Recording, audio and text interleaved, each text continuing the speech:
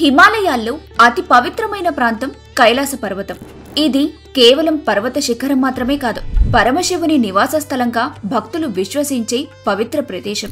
ఈ పర్వతయాత్ర చేయటం ఎంతో శారీరక మానసిక శ్రమతో కూడుకున్నదే అయినా ఈ ప్రయాణం తర్వాత అనేక మార్పులు తమ శరీరాల్లో మనసుల్లో చోటు చేసుకున్నాయని చాలా మంది యాత్రికులు చెబుతుంటారు.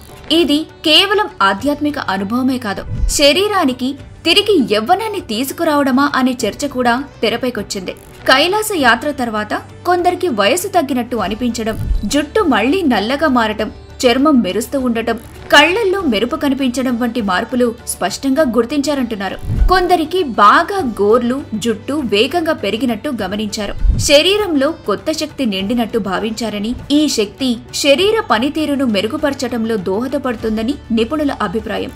కొంతమందికి గతంలో ఉన్న చర్మ సమస్యలు, పొడిబారటం, మొటిమలు, ముడతలన్నీ తగ్గిపోయాయని చెబుతున్నారు.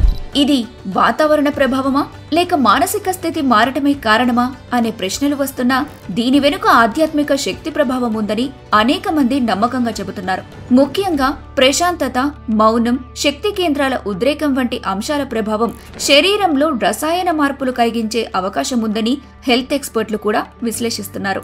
శ్వాసవాయువుల స్వచ్ఛత, ఎత్తైన ప్రదేశాల్లో శరీరం తక్కువ ఆక్సిజన్ కు తగ్గట్టుగా పనిచేసేలా మారటం, ఇవన్నీ హృదయ సంబంధిత ఆరోగ్యాన్ని మెరుగుపరుస్తాయని కూడా చెబుతున్నారు.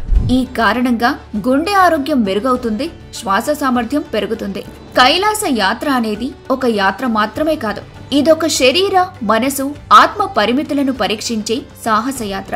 దీని ఫలితంగా పొందే అనుభవాలు జీవితాంతం గుర్తుండిపోతాయి. కైలాసం చుట్టూ నిండిన మాయాజాలపు వాతావరణం, శివుని పవిత్ర ఉనికి భావన, ఇవన్నీ కలిసి ఒక రకమైన వైద్య ప్రభావాన్ని కలిగిస్తున్నాయేమో అన్నది పరిశోధన చేయదగ్గ అంశమే.